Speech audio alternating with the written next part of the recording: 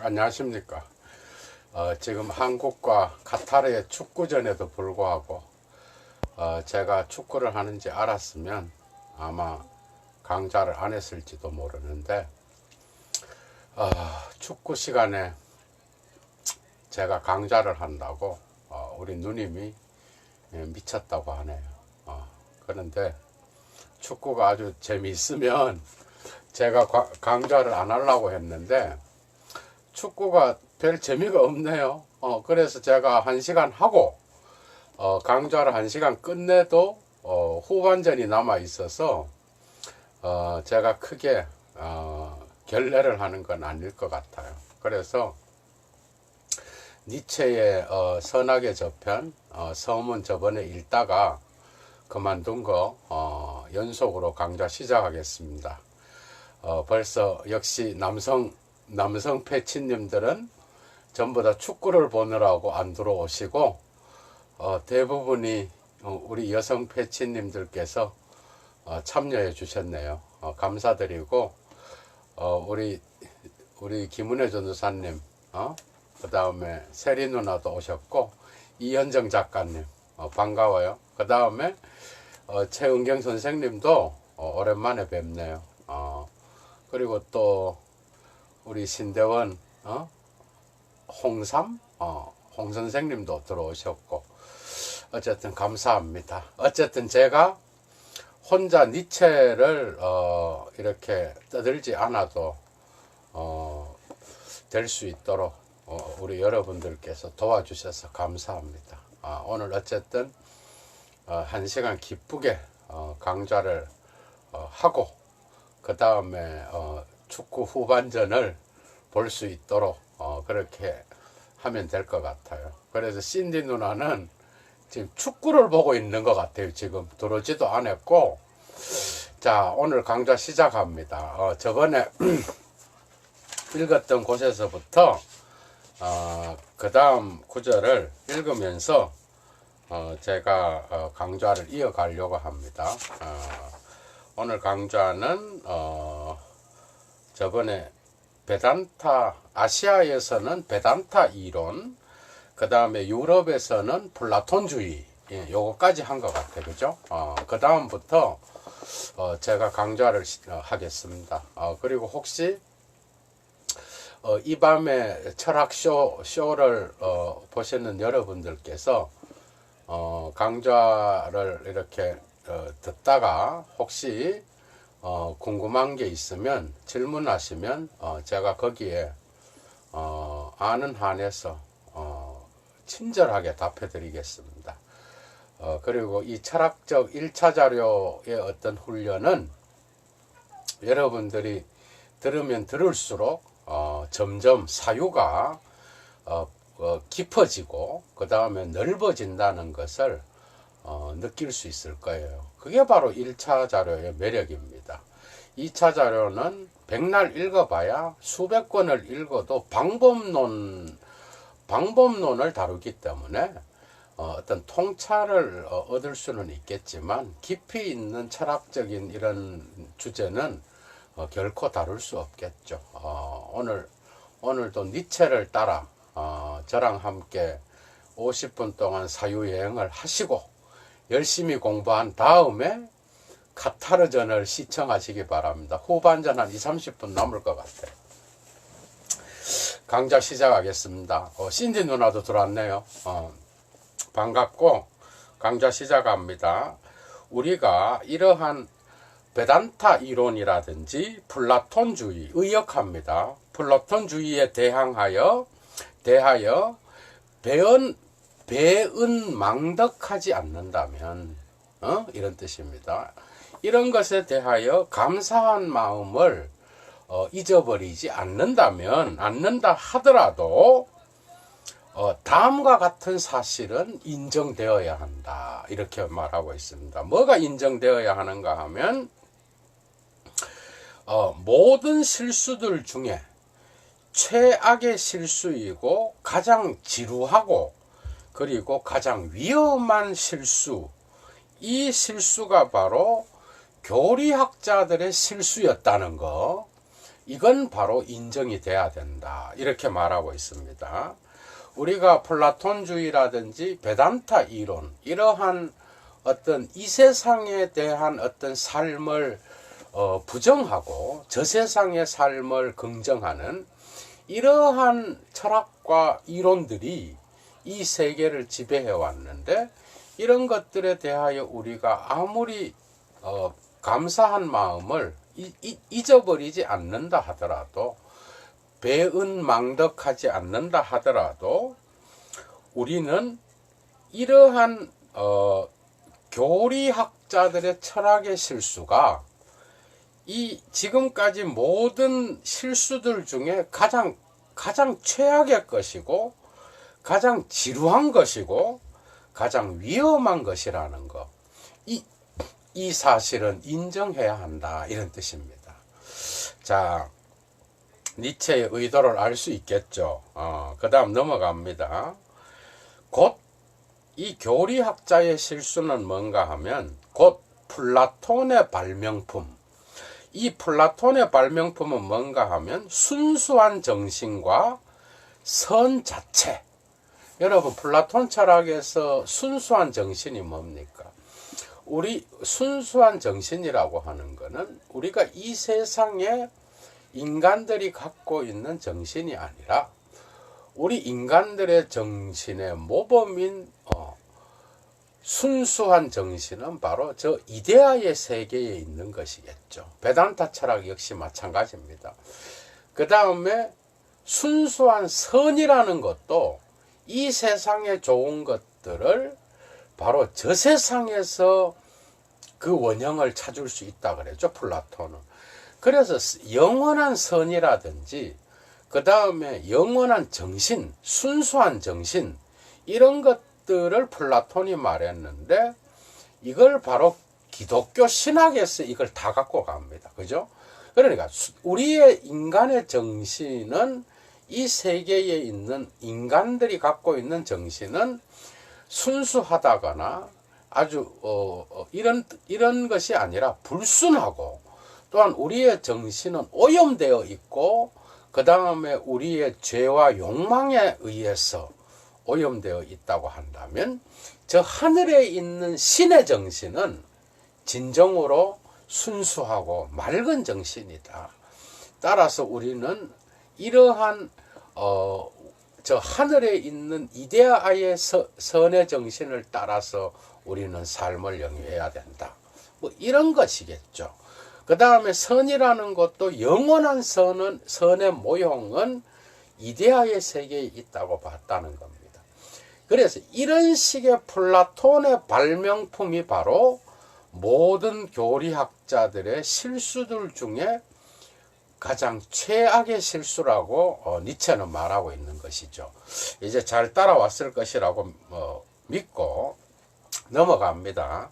그러나 플라톤이 극복되었고, 그 다음에 유럽이 이러한 알프스의 압력으로부터 안도의 한숨을 쉬게 되었으며, 적어도 보다 더 건강한 잠을 잘 수 있도록 허용된 지금에 있어서, 이런 뜻입니다.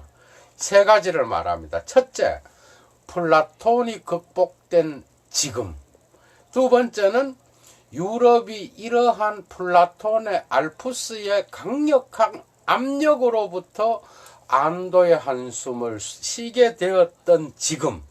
세 번째는 마침내 더 건강한 잠을 잘 수 있도록 허용된 지금, 이런 뜻입니다. 이 세 개는 전부 다가 지금 니체가 살고 있는 19세기 중후반에 플라톤이 극복되었고, 그 다음에 유럽이 이 플라톤의 압력으로부터 안도의 한숨을 쉬게 되었고, 그 다음에 보다 더 건강한 잠을 자게 되었다는 것. 이게 니체의 주장이겠죠. 저는 그렇게 생각합니다. 이때에 사실 저는 이러한 자유정신의 어떤 그 바람은 사실 17세기 말부터 좀 더 빨리 말할 수 있을지 모르겠지만 프랑스에서 저는 이것이 싹 텄다고 확신합니다. 그리고 영국에서도 어느 정도 싹 텄는데 그것은 산업혁명을 통하여 영국이 16세기부터 이미 산업혁명이 일어나잖아요. 독일은 기껏해야 19세기 말에 비스마르크 정책에 의해서 강력한 자본주의 사회가 됩니다. 엄청 3세기는 안 됐습니다. 프랑스는 여기에 비해서 정신적으로 상당히 자유정신들이 나타나기 시작했는데 그게 계몽주의를 통하여 싹 텄으며 이런 계몽주의 철학자들의 도움을 힘입어서 예를 들면 뭐 볼테르, 그 다음에 몽테스키웨, 장자크 루소, 그 다음에 이런 디드로, 이런 세계적인 어떤 그 유럽의 계몽주의 철학자들에 의해서 비로소 자유정신이 점점 싹트게 되었고, 이것이 유럽으로 들어오면서 이러한 플라톤의 저 하늘의 세계를 찬양하면서 이 땅의 세계를 억압하는 이러한 모든 철학을 마침내 인간의 이성으로 극복해야 한다고 하는 이런 자유정신, 이 자유정신이 프랑스에서 18세기에 싹 텄다고 볼 수가 있겠죠.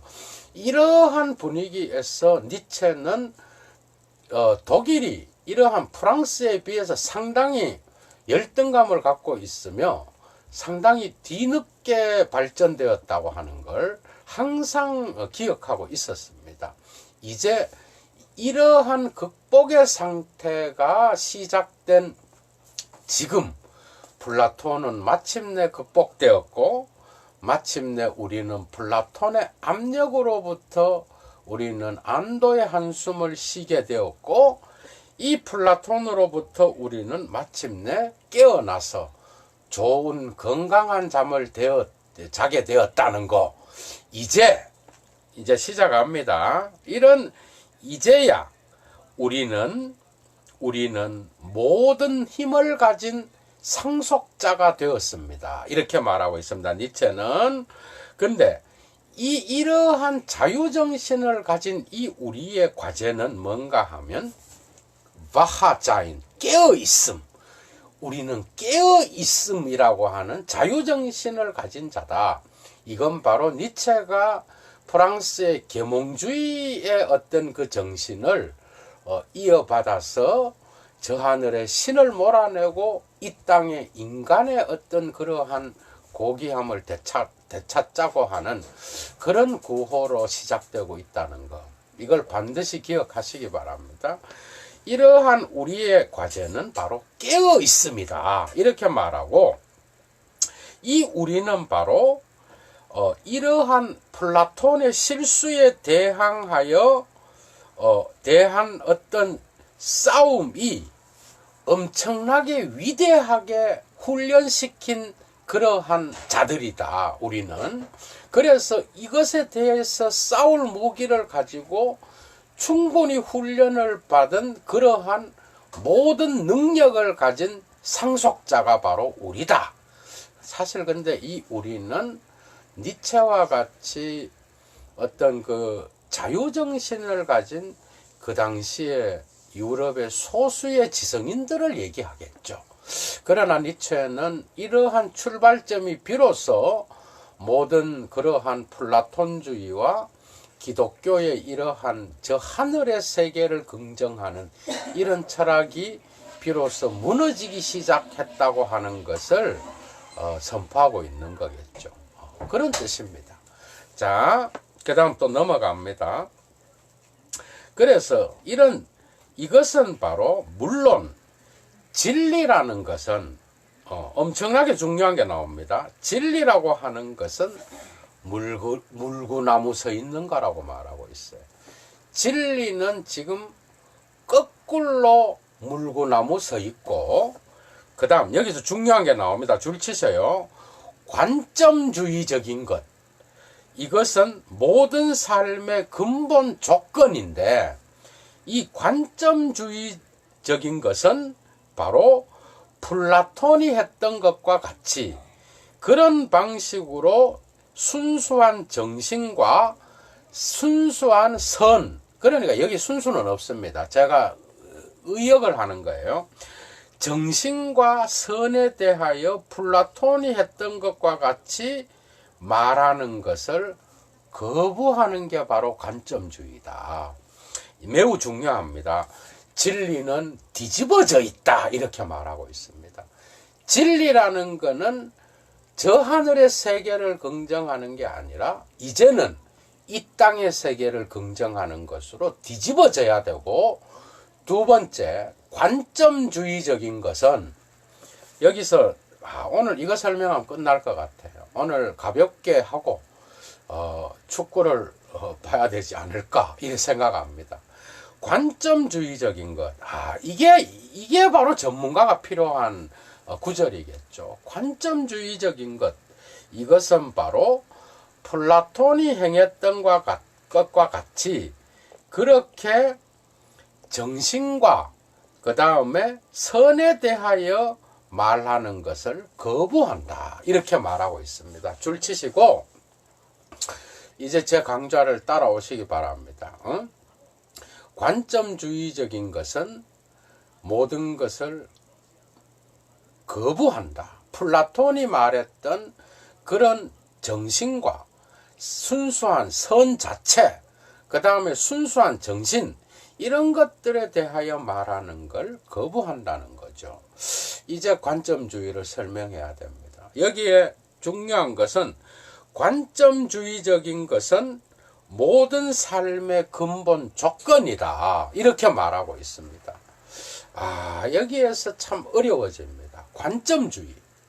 관점주의가 뭡니까? 제 페북을 계속해서 보고 제 페북의 글을 읽었던 사람은 관점주의라는 게 뭔지를 잘 아실 거예요.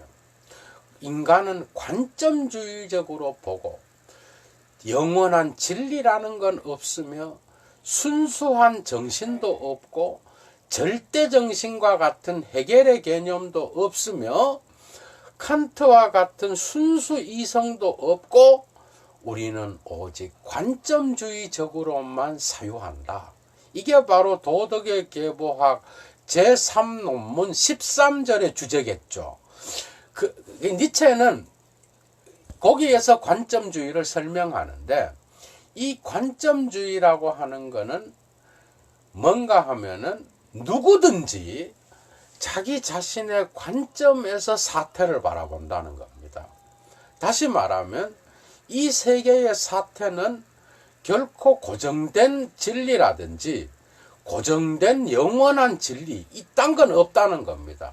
무엇이든지 자신의 관점으로 보는 것이고 자신의 관점에서 해석하는 거다, 이렇게 나가고 있다는 거죠. 그러니까 우리 오 선생님께서 또 오셨네. 저는 강좌 시간에 댓글 다는 사람 상당히 좋아합니다. 지금 왜냐하면 강좌를 하다가 이거 독백을 하나 이런 느낌이 있거든. 우리 오 선생님, 어제도 전철 타고 가다 강의 듣고, 그죠? 중간에 이 지루한 감을 끊어주셔서 감사합니다. 그러니까 관점주의라고 하는 거는 이 세계의 삶에서 자기 자신의 관점에서 이 사태를 본다는 것, 이게 바로 우리의 삶의 조건이라고 말하는 겁니다. 니체는 혁명입니다. 이거는 나는 니체를 이렇게 버스 타는 중에 본다고요. 오늘은 오늘 어쨌든 너무 기쁩니다. 저는 신디 누나인데 버스 안에서 오늘 축구한다 그래서, 난 축구 좋아하거든. 집에 와서 이렇게 잠깐 한 3분 봤다고 별 재미도 없더라고요. 그래서 오늘 삼박하게 하고 후반전에 제가 여러분들을 보내드리려고 하는데, 그 관점주의적이라는 게 삶의 조건이라는 겁니다. 자, 여러분 한번 생각해 보셔요. 누구든 자기의 관점에서 사태를 본다. 그렇기 때문에 이것은 삶의 조건이고 플라톤이 말했던 영원한 진리, 영원한 선, 그 다음에 영원한 어떤 그러한 변하지 않는 그러한 어떤 형상, 이딴 거는 이 세계에 없고 누구든 자신의 관점에서 해석한다. 이게 관점주의의 근본적인 어떤 진리관입니다. 그래서 우리는 오늘날 니체의 이러한 선언 이후에 우리는 타자의 어떤 관점을 인정하는 그런 시대가 됐고, 절대 이 세계에 우리는 결코 절대적인 진리를 주장할 수 없는 그러한 시대가 됐다는 것. 그래서 오늘날 많은 사람들은, 특히 종교 지도자들이 이건 진리다, 이거를 안 믿으면 마치 세상이 끝날 것처럼 이래 말하면 다 비웃습니다. 오늘날 사람들은, 지성인들은. 그렇게 설교를 해갖고는 그리고 스님이 뭘 말하고 진리를 말을 해도 다 해석이라는 거죠. 이 해석을 통하여 우리는 이 세계의 사태를 본다는 것. 니체는 이게 바로 우리의 삶의 조건이라 그랬습니다. 여기에서 여러분들이 철학을 이해해야 되는데, 관점주의는 인식론이 아닙니다. 그죠? 존재론적인 거예요. 많은 사람들은 관점주의를 인식론으로 생각합니다. 근데 우리의 삶의 조건이라 그러면 그게 존재론이 아니에요. 하이데거와 같이. 저는 하이데거가 여기서 하이데거 전공자 몇 명 뿌락지 보내갖고 내 강좌 듣는다고 하는데 잘 들으셔요. 하이데거는 니체가 없었다면 하이데거는 제가 볼 때 그러한 존재론을 펼 수 있었을까?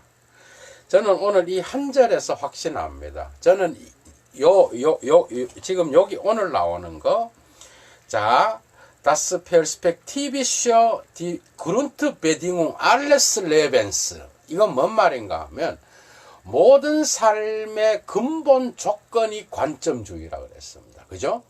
자, 관점주의는 인식론이 아닙니다. 관점주의는 존재론적인 거예요. 우리가 삶을 인식하는 게 아니라 우리의 삶이 우리를 움직이게 하기 때문에 우리는 관점주의적으로 본다는 겁니다. 이해가 되죠? 삶은 움직이잖아요. 삶은 생명이고 우리의 삶은 언제나 매일 같을 수가 없습니다. 어떤 인간도 동일한 시간을 살아갈 수 없으며 어떤 인간도 동일한 장소에 같은 장소, 같은 시간에 머무를 수가 없습니다. 누구든지 이 움직이는 역동적인 삶을 토대로 하여 우리는 우리의 관점으로부터 볼 수밖에 없다는 것. 그러나 이 관점은 끊임없이 움직인다는 것. 그 다음에 이 움직임 속에서 우리는 삶을 느끼고 삶을 해석한다는 것. 니체의 위대한 게 바로 이런 겁니다. 우리는 삶을 해석합니다. 하이데거 냄새가 나지 않아요. 하이데거가 현존재의 어떤 그런 현상학을 해석학이라 그랬잖아. 해석학. 모든 현존재는 해석하는 방식으로 존재한다 그러잖아. 그게 누구로부터 왔겠어요? 누구로부터? 각주 하나 안 쓰고 해석이란 말을 써붙입니다. 해석은 하이데거 이전에 니체가 가르쳐줬고, 니체는 모든 건 해석이다. 모든 건 해석이 아닌 건 없다. 해석으로부터 벗어난 진리는 아무것도 없다. 이게 니체의 말입니다. 오늘날 이러한 것으로부터 벗어나 있는 게 있다면 한번 갖고 와 보세요. 그런 건 없습니다. 누구든 자기 관점에서 해석하는 것이고 그 해석으로부터 우리는 살아간다는 것.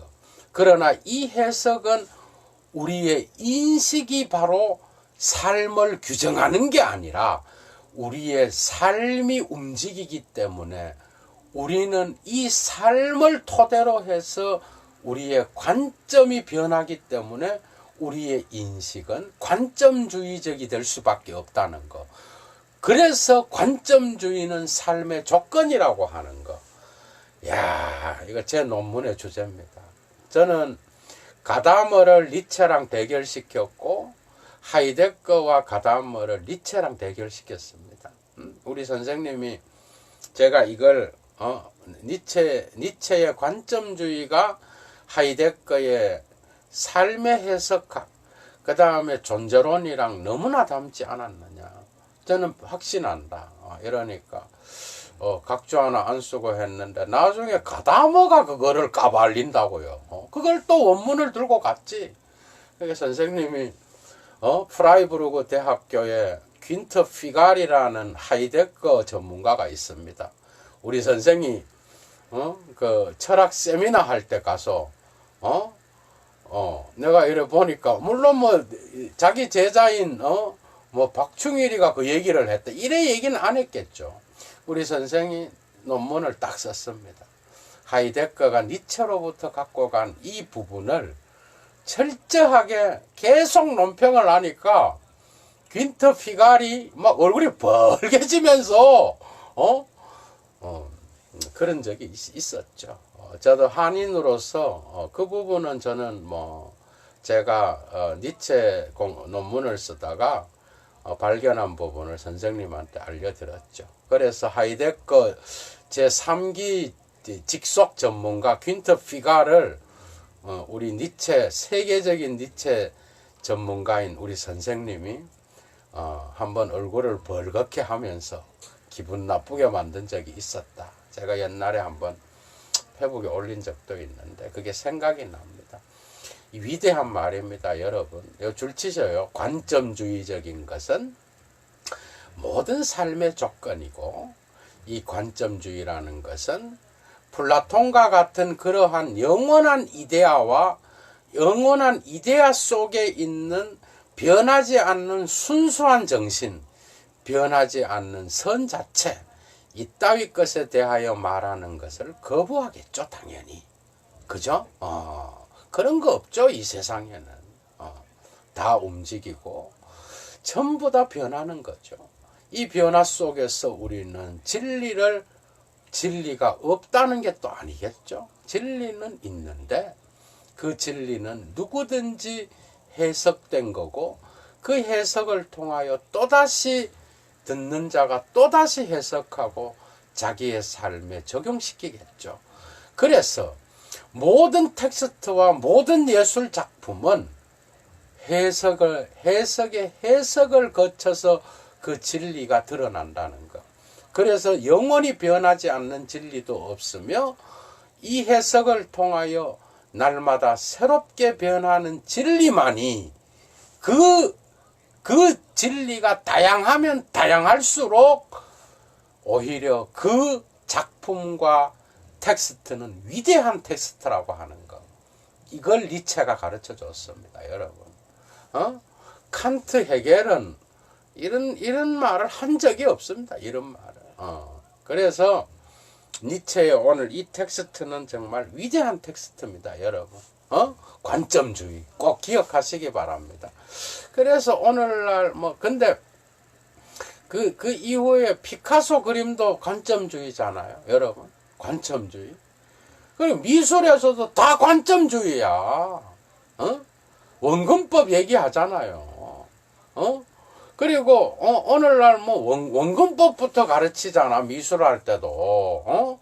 그런데 우리의 삶 자체가 그래서 니체, 우리의 인식 자체가 예술가들이 보는 것처럼 원근법적으로 사태를 본다는 겁니다. 우리의 삶도 그런 관점에서 니체의 철학은 미학적 철학이라고 하는 거 분명히 기억하시고, 모든 것은 해석이다. 그죠? 모든 것은 해석이다. 이렇게 나가는 겁니다. 그래서 여기 세계적인 제 페북 친구 중에 길게는 말 안 하는데 서울에서 내노라 하는 교회 담임 목사가 됐어요.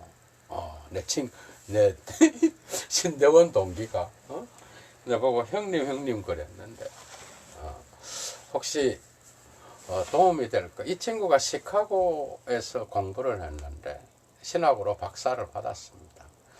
이런 친구들이 제 페북에 숱하게 수십 명이 아니라 수백 명이 훔쳐서 듣는 걸로 알고 있습니다. 저는 전부 다는 아니겠지만 이런 사람들을 위하여 제가 말한다면 그럼 진리가 없느냐? 진리가 있죠. 그게 기독교의 진리는 성서입니다. 그죠? 근데 그 진리를 누구든 해석한다는 거죠. 그래서 목사가 해석을 하면 그 말씀을 듣는 성도도 동일하게 해석한다는 겁니다. 그래서 그 해석을 통하여 사건으로 드러나는 이 진리가 진리라는 거지, 진리는 어디 따로 있는 게 아니라는 겁니다. 이런 관점에서 철학적 해석학은 결코 모든 종교의 진리를 거부하는 그러한 텍스트, 그러한 이론이 아니라는 거, 그걸 분명히 기억하셔서 언젠가 제가 가다머 강좌를 열 때 그때 꼭 철학적 해석학을 정복하시기 바랍니다.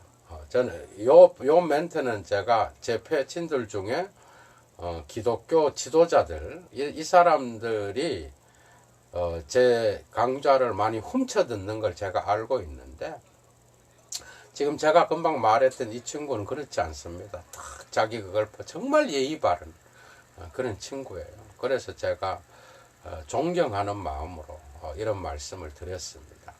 자, 관점주의 줄쳐 놓으세요. 뒤에 계속 나옵니다. 관점주의는 니체 철학에서 정말 중요한 개념이라는 거. 그래서 제가 오늘 길게 이야기했습니다. 넘어갑니다. 자, 그리고 더 나아가서 사람들은 의사로서 다음과 같이 질문하는 것이 허용된다. 자, 이러한 질병은, 질병이라 그랬어. 질병. 왜 질병이죠? 이 땅에 사는 사람에게 저 세상에 움직이지 않는 진리를 믿으라고 하는 이런 플라톤 철학이 질병이 아니고 뭐냐는 거죠. 니체는 이런 관점에서 의사입니다. 의사.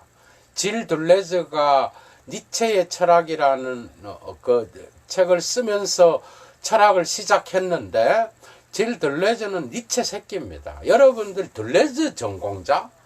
웃기는 얘기입니다. 웃기는 얘기. 둘레즈가 불어해갖고 둘레즈 둘레즈 전공자? 아이고. 코가 웃을 일입니다. 둘레즈는 니체, 그래서 프랑스 오늘날 포스트 모더니즘 프랑스 가서 전공한 사람들, 독일 철학에서 이 토대가 없으니까 택도 아닌 얘기를 하는 거죠. 들레즈는 니체를 독일어 원문을 파면서 니체를 공부한 사람이죠. 그래서 그의 철학은 니체로부터 출발합니다. 니체로 끝난다고 말해도 과언이 아닙니다. 사실은 니체는 그런 인물이죠. 오늘날 여러분들 특히 예술가들이 좋아하는 그 질 둘레즈가 니체의 철학을 네 가지로 구분하는데, 니체는 의사와 같은 존재요, 정신분석가와 같은 존재요, 이 문화의 질병을 진단하는 그러한 의사와 같은 역할을 한다. 그 말을 하면서 지금 여러분들이 읽는 요 텍스트의 요 부분을 인용하겠죠. 다시 읽겠습니다. 야만 다르프 알스 알츠프라겐 이렇게 말하고 있습니다. 사람들은 의사로서 질문하는 것이 허용됩니다. 자, 의사로서 뭐라고 질문하는가 볼게요. 이런 질병은 고대의 가장 아름다운 종기라고 번역했어. 종기. 근데 니체가 대단한 게 이 종기라는 게 아름다워요. 종기가 더럽지. 경상도 말로 종기를 헌디라 그러거든요. 혹시 댓글 한번 달아보세요. 헌디 났다 이랬어 우리 어렸을 때. 종기 뭔가 이렇게 막 긁으면 막 되게 더럽잖아. 종기는 플라톤을 종기에 비유하고 있어요 지금 니체가. 이 질병은 고대의 가장 아름다운 질병, 가장 아름다운 종기인 플라톤에게서 나타난 이 질병은 어디로부터 유래하고 있는가? 이런 질문을 우리는 의사와 같이 제기할 수 있다는 거죠. 이거 여기 줄치고 질들레즈 이렇게 줄치시고 질들레즈의 니체의 철학이라는 책을 써놓으십시오. 거기다가. 자, 계속 넘어갑니다. 악한 소크라테스가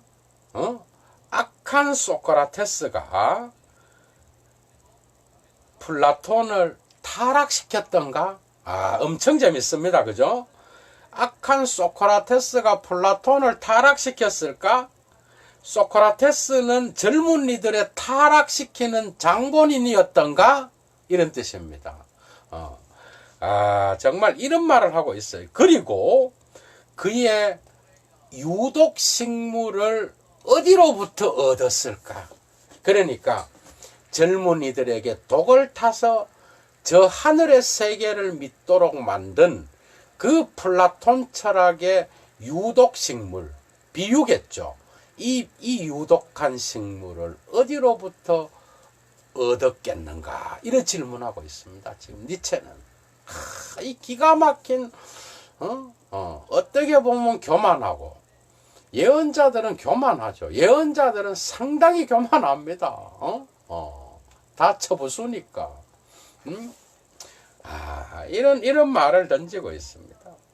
그러나, 계속 나갑니다. 그러나, 자, 플라톤에 대한 투쟁은 그것을 민중을 위하여 보다 더 잘 이해할 수 있게 말한다면 플라톤에 대한 투쟁, 곧 여기 줄 치십시오. 수천 년 동안의 기독교 교회의 압력에 대한 투쟁은 줄 치시고 기독교 교회의 압력을 플라톤주의랑 동격으로 사용하고 있습니다. 자, 여기서 줄 치시고 니체는 플라톤 철학을 소크라테스 플라톤 철학을 기독교 교회의 압력, 기독교 교리학과 동일시하고 있습니다. 니체는 이것을 해체의 대상으로 보고 있고 명백한 목표물로 삼고 있습니다. 이 두 개를 해체해야만이 비로소 인간은 이것으로부터 해방되어 진정한 인간으로 살아갈 수 있다. 이렇게 보고 있다는 거죠. 자, 이런 투쟁은 계속 나갑니다. 왜냐하면 기독교는 크리스텐툼 이스트 플라토니스무스 피어스 폴크 이래 나와 있습니다. 기독교는 민중을 위한 플라톤주의이기 때문이다. 이래 나와 있어요. 참 이런 민중을 위한 플라톤주의다. 기독교는. 자, 다시 번역합니다.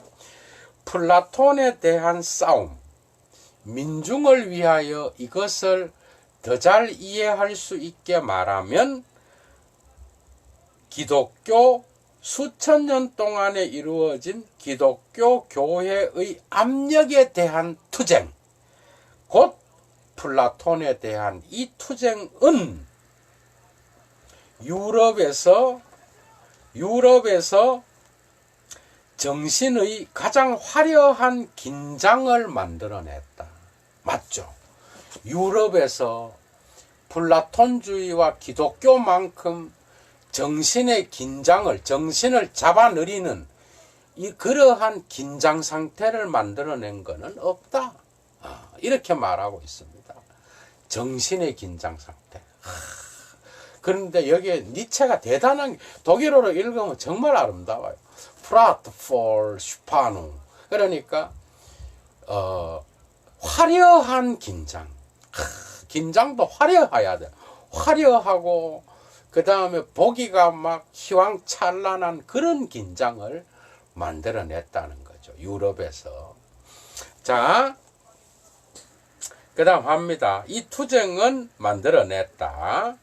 즉 그것이 지구상에는 아직도 존재하지 않았던 그러한 긴장을 만들어냈다. 그렇겠죠. 왜 긴장이 돼요? 왜 긴장이 되겠어? 설명하면 이런 겁니다.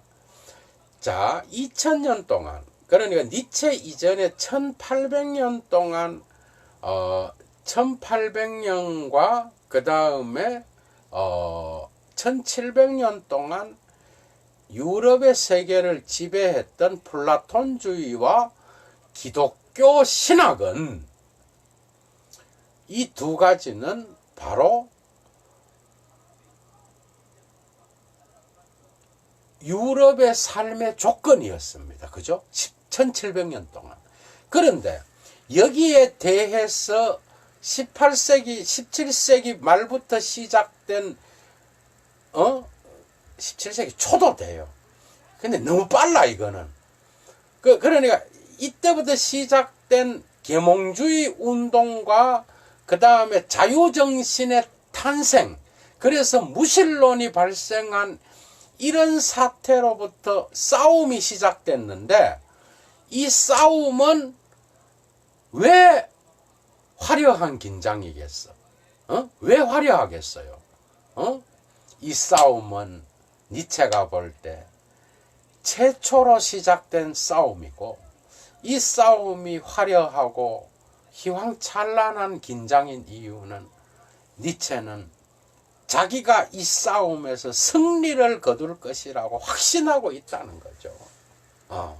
그런 깊은 의미가 있겠죠. 그래서 이 긴장을, 이 싸움을 화려한 긴장, 그 다음에 눈부신 긴장, 이렇게 표현하고 있다는 거죠. 이 깊은 의미를 읽어내시기를 바랍니다. 특히 여기서 기독교 신학하시고 기독교 교리나 이런 걸 믿는 가톨릭이라든지 개신교인들 계시면 시험 들 분은 없다고 봅니다. 최소한 이 정도의 지식은 소화할 뿐이라고 생각하고 그런 뜻입니다. 만들어냈다. 넘어갑니다. 이러한 긴장, 이제 잡아 느려지잖아요. 긴장은 잡아 느려진 활로서, 지금 비유를 쓰고 있어요. 니체는 활이 어떻게 돼? 활은 딱 잡아 당기면 이게 긴장이 슈파농이 일어나잖아, 그죠? 그래서 활에 비유하고 있습니다. 지금 니체는. 자, 이러한 잡아 느려진 그러한 활을 가지고 사람들은 이제 가장 멀리에 있는 목표물을 쏠 수 있게 되었다. 가장 멀리에 있는 목표물.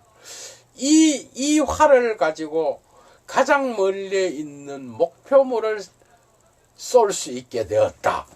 가장 멀리에 있는 목표물이 뭐겠어? 응? 뭐겠어요, 그게? 아는 사람 댓글 좀 달아봐요. 가장 멀리 있는 목표물이 뭐겠어? 신입니다. 신. 저 하늘에서 인간의 고통에는 무관심하고 플라톤 철학처럼 저 위에서 인간의 고난에 응답하지 않고 인간의 고난을 즐기면서 쳐다보는, 구경하는 저 하늘에 있는 저 신, 이 긴장의 활로서 저 신을 목표를 삼아서 쏠 수 있게 되었다. 지 말이지, 지 말. 지 혼자서 독일에서 아마 니체하고 그 소수의 인간들일 거라고, 지성인들 그 당시에 쏠 수 있게 되었다, 이런 뜻입니다. 자, 그리고 유럽의 인간은 이 긴장을 비상사태라고 느끼고 있다. 기가 막힌 말을 하고 있죠. 유럽의 인간은 이 긴장을 비상사태다. 그죠? 비상사태. 왜죠? 지금까지 있어 왔던 유럽의 삶의 조건과 싸움을 하려고 하니까 당연히 비상사태지. 당연히 어려운 사태고 긴급한 사태라는 겁니다. bi상사태. 이렇게 느끼고 있다는 거. Es ist schon zweimal im großen Stille versucht worden, den Bogen abzuspannen. 이렇게 나와 있습니다. 자, 두 번째로 두 번이나 위대한 양식으로 이 활을 활이 이렇게 당겨지잖아요. 긴장이 딱 되죠? 딱 팽팽하게. 근데 이 팽팽한 것들을 헐렁하게 만들다, 이런 뜻입니다. 아프주슈파네니. 그럼 번역하면 이런 뜻입니다. 이 활의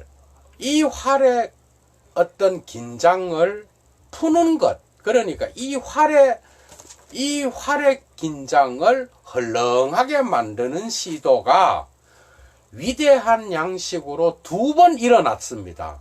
첫째는 예수회를 통하여, 예수회 알죠? 예주 이스무스, 예수회를 통하여 일어났으며, 두 번째는 민주주의적 계몽주의를 통하여 이 화살을 헐렁하게 만드는 일이 일어났다. 이거 뭔 뜻이겠어? 이거 아는 사람? 이런 뜻입니다. 민주주의적 계몽주의라든지 이 예수회는 두 개 다가 뭐죠? 민중을 위한 거잖아, 이것도. 민주주의는 다수의 어떤 원리에 따라서 일어나는 거잖아요. 예수회는 뭐겠어요? 예수회는 그 당시에 어떤 그 예수회가 그 가톨릭 소속에서 이렇게 갈라진 어떤 분파의 형식인데, 이 예수회의 형식을 통하여 이런 플라톤주의가 어느 정도 상쇄되는 일이 나타났고, 민주주의적 계몽주의도 이런 하늘에 있는 저런 신, 저런 이데아의 영원한 진리, 이딴 것들을 어느 정도 상쇄시키는 역할을 했다는 것. 이 두 개를 통하여 이 긴장된 화살이 어느 정도는 헐렁하게 되었다는 거, 이런 뜻입니다. 이런 의미가 있어요. 근데 니체는 민주주의 별로 안 좋아합니다. 나중에 다 까버려요. 역사적 현실을 얘기하는 거고. 다음 넘어갑니다. 자, 그리고 언론의 자유와 신문의 읽기의 도움으로, 거기 언론의 자유가 나타났고, 신문이 드디어 이제 유럽 사회에 나타났습니다. 그래서 다음과 같은 사실에 도달하게 되었는데, 정신이 자기 자신을 더 이상은 그렇게 쉽게 비상사태라고 느낄 필요가 없는 지경에 도달했다는 거죠. 왜 그렇죠? 이런 신문을 읽는다든지 언론의 자유를 통하여 이제는 플라톤과 기독교가 말하는 저 절대신에 대한 어떤 신앙을 굳이 우리가 긍정해야 되고 무조건적으로 믿어야 되는 이런 시대로부터 점점 벗어나게 되었다라는 겁니다. 그래서 이 계몽주의가 엄청난 역할을 했어요, 여기에. 그래서 어떤 목사들은 이럽니다. 프랑스에 그 계몽주의가 없었다면 지금 기독교가 참 유럽에서도 성령의 불을 통해서 계속 타오를 텐데, 이런 얘기를 하면서 한국의 개신교는 뭐 언제 우리 개신교가 뭐 이 땅에 뭐 한국의 어떤 그러한 시대를 이끌어가고 그랬느냐, 어떤 목사가 나한테 와 물어요. 그래서 내가 그랬지, 그런 시대가 안 온다. 그런 시대는 안 오고 절대 안 온다. 그런 시대는 환상이다. 기독교가 뭘 우리 한국을 뭐 이끌어가고 이런 시대는 영원히 안 온다. 착각하지 마라. 지금 남아있는 계몽주의를 통하여 계몽된 자들을 어떤 방식으로건 그리스도와 연결시키려고 낮은 자리에서 노력하는 것 외에는 니네들이 할 건 아무것도 없다. 아마 기독교가 이 땅을 지배하게 되면 이 나라가 망할 것이다. 난 이래 말했습니다. 그 목사한테 비웃으면서. 그게 그 목사가 되게 시험에 든 것 같더라고. 착각인 거죠. 그런 게 어디 있습니까? 그런 게. 그러면 중세 때 온 유럽이 다 기독교 국가였는데 그때 그러면 그 당시에 가장 행복한 삶이었겠네요. 민중들이. 하나는 알고 둘은 몰라. 중세 때처럼 우리나라가 이 기독교가 한국을 대표하는 그런 어떤 스탠다드한 그런 시대가 언제 올까요? 제 생각이지. 안 옵니다. 그런 시대. 신이 저는 신을 믿거든요. 신이 살아있기 때문에 안 온다는 겁니다. 그런 시대. 그런 종교를 통해서 이렇게 통일시키고 이딴 시대는 안 옵니다. 그럼 망하게 되는 거겠죠. 십자군 전쟁처럼. 그죠? 그런 시대는 꿈도 꾸지 마셔요. 여러분들이 서 있는 목회나 잘 하시길 바랍니다. 그런 시대는 거짓 신학자나 거짓 지식인들한테나 물어보시고 저는 단호하게 말합니다. 그런 시대 안 옵니다. 응? 독일인들은 재밌는 이야기 합니다. 독일인들은 화약을 발명했습니다. 그죠? 독일인들이 화약을 발명했고, 그 다음에, 주의해라. 니체가 이래 말합니다. 주의해라. 그러나 그들은 또다시 이것을 평준화시키고 보충시켰다. 그게 영수증을 만들었다는 거예요. 여기에 대해서 값을 지불하고 그들은 뭘 만들었는가 하면은 첫째는 뭘 만들었는가 하면은 화약을 만들고 거기에 대한 대가를 다 지불하고 난 다음에 영수증을 받고 뭘 또 만들었는가 하면은 인쇄기를 만들었다. 인쇄기를 만들었어. 그러나 우리는 예수의 사람도 아니요, 우리는 민주주의자도 아니요, 우리는 심지어 독일인도 아니다. 니체는 이렇게 말합니다. 그럼 우리가 누구냐? 우리는 프랑스 혁명의, 그 다음에 프랑스의 계몽주의의 볼테르의 정신, 그 다음에 이 세계의 인간을 긍정하는 그러한 자유정신이다. 우리는 이렇게 말하고 있고, 우리는 선한 유럽인이요, 우리는 자유정신이요, 우리는 이 활을, 그죠? 이 활을 다시 팽팽하게 만들어서 플라톤과 싸워야 되는, 이 전쟁에 불씨를 붙여야 되는 자유정신이다. 이래 말하고 있습니다. 그죠?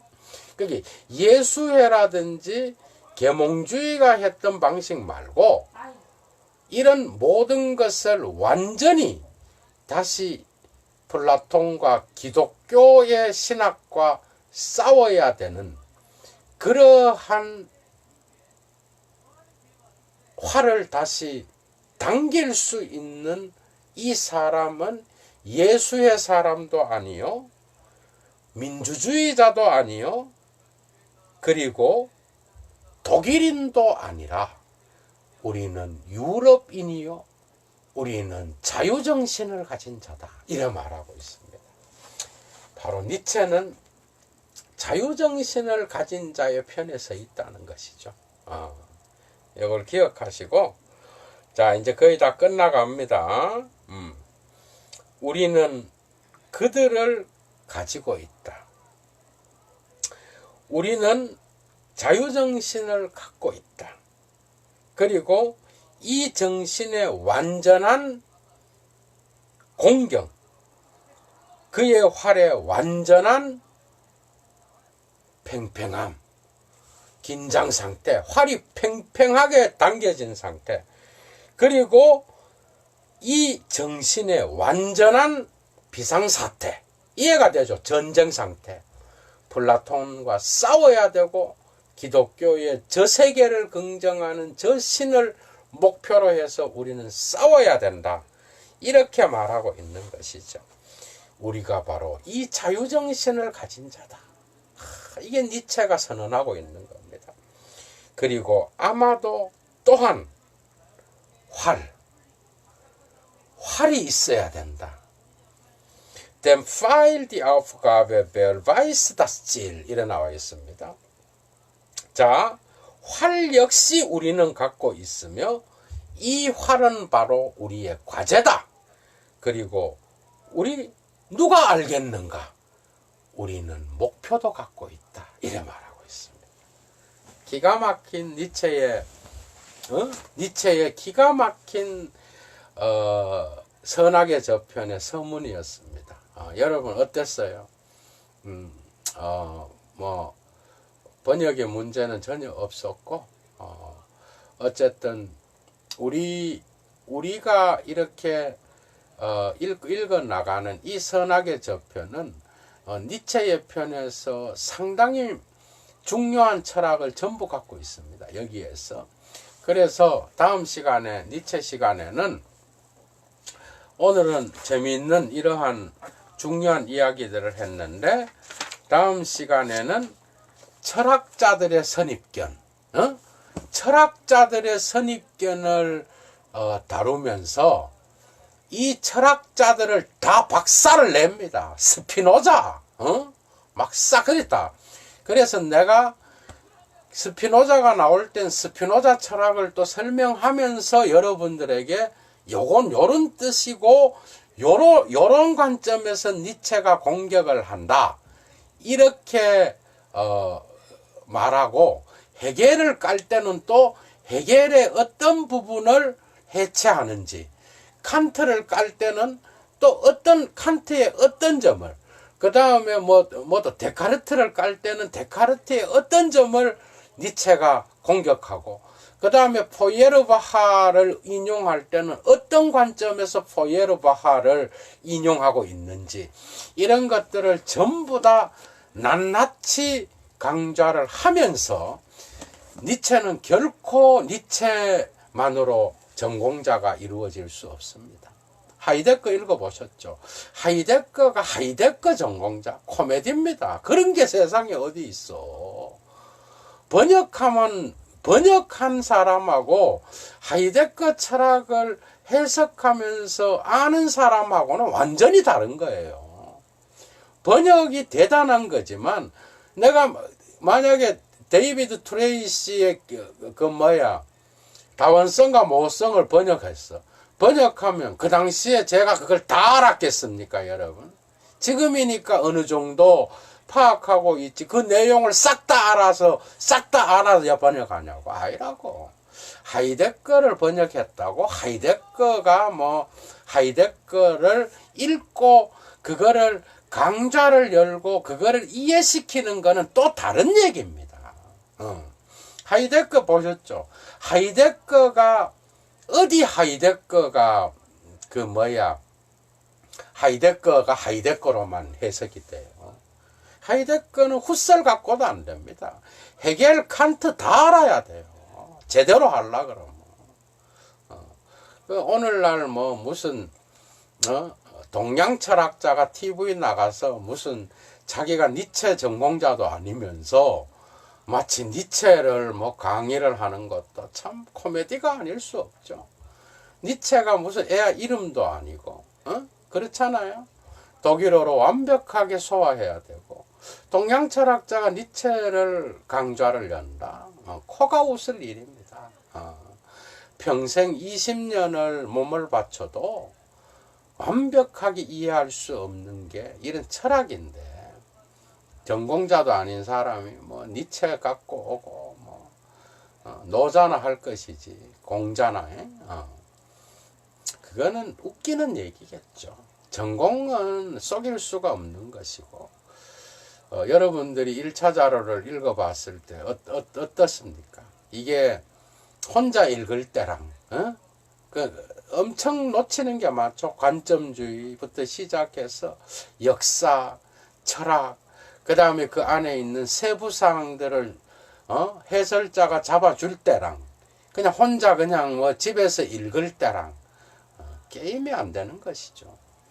이런 것들을 여러분들이 잘 기억하시고, 다음 니체 시간부터 철학자들의 선입견, 이 선입견에 대하여 제가 여러분들과 강좌를 열겠습니다. 오늘 강좌는 어쨌든 제가 축구를 봐야 되고, 또 제가 갑작스럽게 그 10시에 또 강좌를 연다 그래서 버스 시간에 세리 누나로부터 연락을 받고 이제 한 명이라도 있으면 하려고 그랬는데, 또 오다가 신디 누나가 축구를 한대. 그래서 축구 좋아하거든요. 그래서 이제 축구를 봐야 되기 때문에 후반전을 우리가 즐겁게 우리가 같이 축구를 보고 손흥민 선수를 응원하기 위하여 오늘 강좌는 제가 여기서 끝내고, 다음 주 월요일 날 제가 마산에 가서, 마산에서 그 누구죠? 그 막스 형님이랑 그 다음에 무신님을 만나서 제가 거기서 하이데거 강좌를 할지 그건 모르겠습니다. 어쨌든 월요일 날 하이데거, 그 다음에 화요일 날은 니체, 이런 방식으로 강좌를 이어나가겠습니다. 이 밤에 참여해 주셔서 감사드립니다.